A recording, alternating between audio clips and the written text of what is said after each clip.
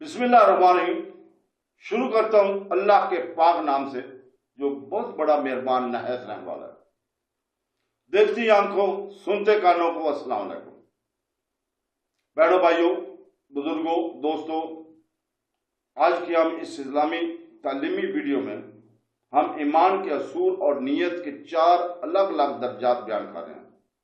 ہر سطح ایک منفرد نقطہ نظر پیش کرتا ہے کہ ایمان ہمارے عقائد اور اعمال کو کس طرح تشکیل دے سکتا ہے۔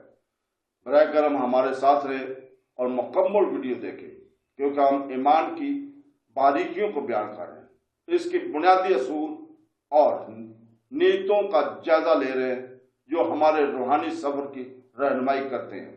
اس بحث کا مقصد ایمان کے بارے میں آپ کی سمجھ اور ہماری زندگیوں میں اس کی تبدیلی کی طاقت کو گہرا کرنا ہے۔ تو دوستو، بہنوں، بھائیوں اور بزرگوں، اللہ تعالیٰ سورہ بقرہ کی آیت نمبر 285 میں فرماتا ہے، رسول اس پر ایمان لایا جو اس کے رب کی طرف سے اس کی طرف نازل کیا گیا، اور مسلمان بھی سب اللہ پر اور اس کے فرشتوں اور اس کی کتابوں اور اس کے رسولوں پر یہ کہتے ہوئے ایمان لائے کہ ہم اس کے کسی رسول پر ایمان لاتے ہیں، میں فرق نہیں کرتے۔ اور انہوں نے عرض کی، اے ہمارے رب، ہم نے سنا اور مانا، ہم پر تیری معافی ہو اور تیری ہی طرف پھرنا ہے۔ اصول و ضروریات ایمان کے 4 درجے ہیں۔ نمبر 1، اللہ تعالیٰ کی وحدانیت اور اس کے تمام صفات پر ایمان لانا۔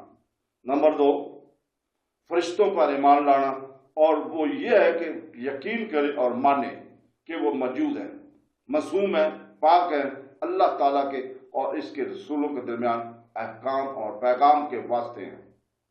تو دوستو، نمبر 3، اللہ تعالیٰ کی کتابوں پر ایمان لانا اور یہ عقیدہ رکھنا کہ جو کتابیں اللہ تعالیٰ نے نازل فرمائی اور اپنے رسولوں کے پاس وحی کے ذریعے بھیجی، وہ بے شک اور وہ بے شبہ سب حق اور سچ اور اللہ تعالیٰ کی طرف سے ہیں، اور قرآن کریم تغیر، تبدیل اور تعریف سے محفوظ ہے، محکم اور مشابہ پر مشتمل ہے۔ نمبر 4، رسولوں پر ایمان لانا اور یہ عقیدہ رکھنا کہ وہ اللہ تعالیٰ کے رسول ہیں جنہیں اس نے اپنے بندوں کی طرف بھیجا۔ تمام رسول اور نبی اللہ تعالیٰ کی وحی کے امین ہیں، گناہوں سے پاک، معصوم ہے، ساری مخلوق سے افضل ہے۔ ان میں بعض حضرات بعض سے افضل ہے، البتہ نبی ہونے میں سب برابر ہیں، اور اس بات میں ہم ان کے درمیان کوئی فرق نہیں کریں گے۔ نیز ہم اللہ تعالیٰ کے ہر حکم کو سنیں گے، مانیں گے اور اس کی پیروی کریں گے۔ یاد رکھیں گے، ایمان مفصل کی بنیاد یہی آیت مبارکہ ہے۔ تو دوستو، اللہ تعالیٰ سے دعا ہے کہ وہ ہمیں قرآن کو پڑھنے، سمجھنے اور حدیث نبوی کو پڑھنے اور سمجھنے اور اس کے اوپر عمل کرنے کی توفیق عطا فرمائے۔